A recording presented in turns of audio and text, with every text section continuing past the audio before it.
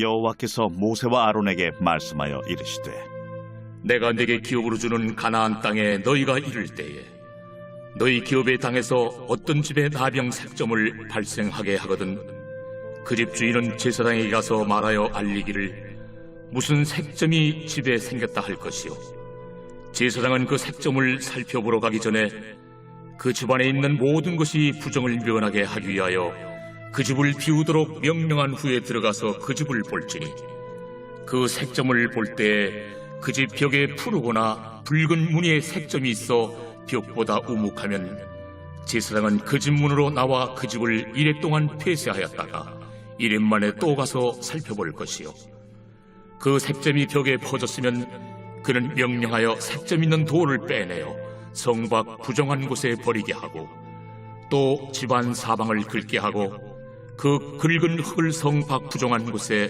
쏟아버리게 할 것이요 그들은 다른 돌로 그 돌을 대신하며 다른 흙으로 집에 바를지니라 돌을 빼내며 집을 긁고 고쳐 바른 후에 색점이 집에 재발하면 제사장은 또 가서 살펴볼 것이요 그 색점이 만일 집에 퍼졌으면 악성 나병인즉 이는 부정하니 그는 그 집을 헐고 돌과 그 제목과 그 집의 모든 흙을 성 밖 부정한 곳으로 내어갈 것이며 그 집을 폐쇄한 날 동안에 들어가는 자는 저녁까지 부정할 것이요 그 집에서 자는 자는 그의 옷을 빨 것이요 그 집에서 먹는 자도 그의 옷을 빨 것이니라 그 집을 고쳐 바른 후에 제사장이 들어가 살펴보아서 색점이 집에 퍼지지 아니하였으면 이는 색점이 나은 것이니 제사장은 그 집을 정하다 하고 그는 그 집을 정결하게 하기 위하여 새 2마리와 백향목과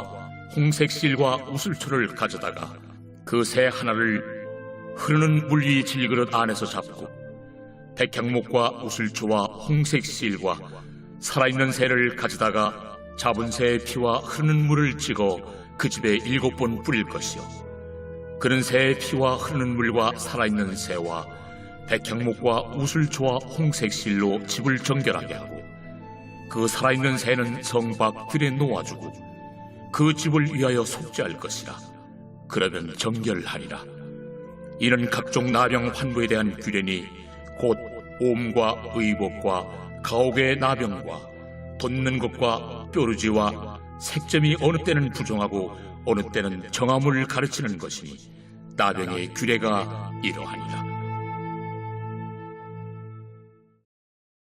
목요일 아침 말씀 묵상의 자리에 올라오신 사랑하는 길 위의 교회 교회 여러분, 그리스도의 이름으로 여러분들의 삶을 응원하며 축복합니다. 여러분, 오늘 우리가 묵상하는 본문은 매우 독특한 장면을 보여줍니다. 지금까지 사람의 몸과 의복에 대한 정결을 다루었다면 오늘은 생각지 못했던 집에 대한 정결을 다루죠. 가나안에 정착한 후 당시 재료인 돌과 나무, 흙으로 지은 집에 나병과 같은 색점이 발생하는데 요즘 시대에는 이를 곰팡이라고 부르죠. 집에 이렇게 색점이 생기면 그것을 살피고 색점이 나온 돌만 제거하며 혹여나 집안에 번졌을지 모르니 온 집안의 표면 흙을 긁어 성 밖으로 버리라 명하십니다. 그럼에도 색점이 재발하면 집을 완전히 헐어서 모든 재료를 성 밖에 버리라 명하시죠. 여기서 우리는 왜 하나님은 집까지 이렇게 다루시는가 질문하게 됩니다. 먼저 하나님은 우리의 삶의 환경까지 관심을 갖고 계신 분이시기 때문입니다. 집에 색점이 생겼을 때 돌을 빼내고 벽을 긁어내며 다시 살피는 것. 이것은 단순한 건축에 대한 문제가 아닙니다. 하나님은 사람이 사는 공간까지도 거룩의 영역으로 보신다 말씀하고 계시는 것이죠. 우리의 신앙도 그러합니다. 교회 안에서만이 아니라 가정과 일터와 학교와 일상의 공간에 이르기까지 하나님은 자녀된 우리의 삶 전체에 관심을 갖고 살펴보시는 분이십니다. 그것이 바로 하나님의 자녀된 우리의 삶이 실제로 이루어지는 자리이기 때문이죠. 한 걸음 더 나아가 죄는 반복될수록 더 엄중하게 다루어져야 하기 때문입니다. 본문을 보면 단계가 있습니다. 처음에는 부분 제거, 다시 생기면 더 강하게 처리, 결국에는 집을 헐어버림. 이 흐름이 무엇을 보여주고 있을까요? 단순히 곰팡이가 번진다는 것이 아닙니다. 죄는 방치하면 더 깊어진다. 반복될수록 더 강하게 다루어야 한다 말하고 있는 것이죠. 특히 중요한 것은 재발입니다. 처음보다 재발이 더 심각하게 다루어집니다. 이것은 정죄가 아닌 우리의 생명을 지키기 위한 하나님의 방식이죠. 우리 삶도 그러합니다. 부활의 그리스도인으로서 삶에서 반복되는 죄, 끊지 못하는 습관, 이것은 더 이상 가볍게 다룰 문제가 아니죠. 예수 그리스도의 십자가 대속의 사건으로 죄를 용서함 받았다면 죄악의 길에서 돌이켜 믿음의 길을 걸어가는 것이 매우 중요합니다. 인간에겐 연약함과 부족함, 죄의 자리로 돌아가려는 본성이 있지만 주의 자녀로 변화받았다면 믿음 안에서 이를 이겨내야 합니다. 끝으로 하나님은 철저한 정결을 원하시기 때문입니다. 결국 해결되지 않으면 집 전체를 헐어버리라 명하시죠. 이것은 매우 강한 명령입니다. 하나님은 부분적인 정리, 대략 혹은 적절한 정리를 원하지 않으십니다.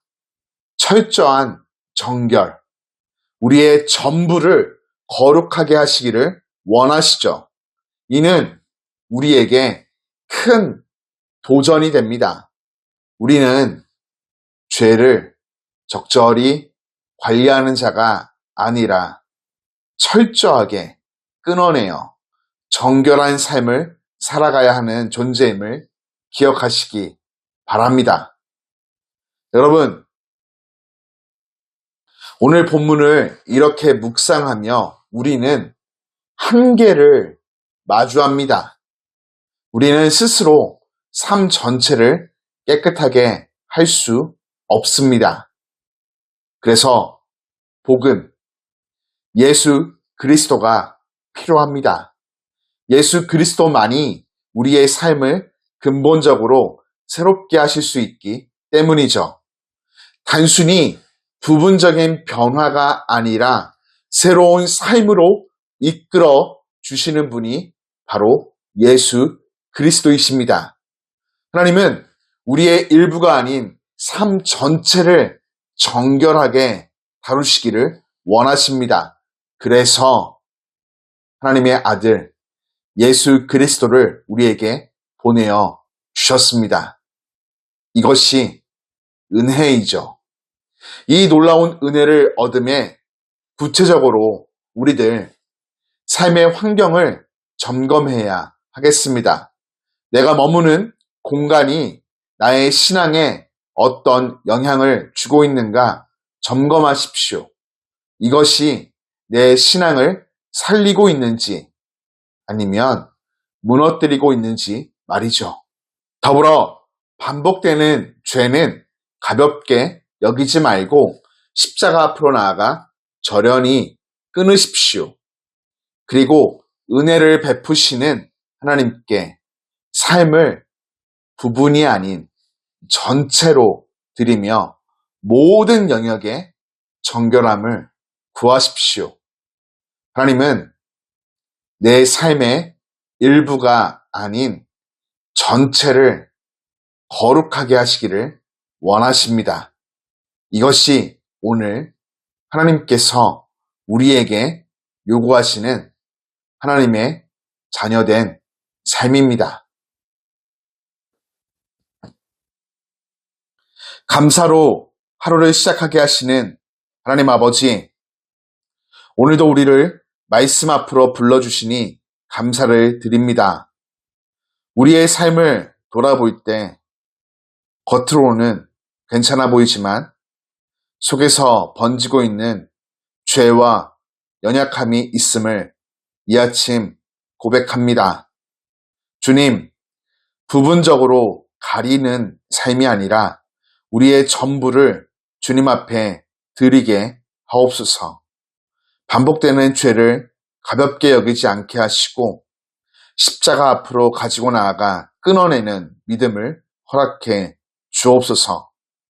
예수 그리스도의 십자가로부터 흘러오는 은혜로 우리의 삶이 근본부터 새로워지게 하시고 오늘 하루 우리가 머무는 모든 자리, 만나는 모든 관계 가운데 거룩함이 드러나며 은혜로 말미암아 기쁨과 감사가 회복되고 삶의 생명이 넘쳐나게 하여 주옵소서. 예수님 이름으로 기도드립니다. 아멘.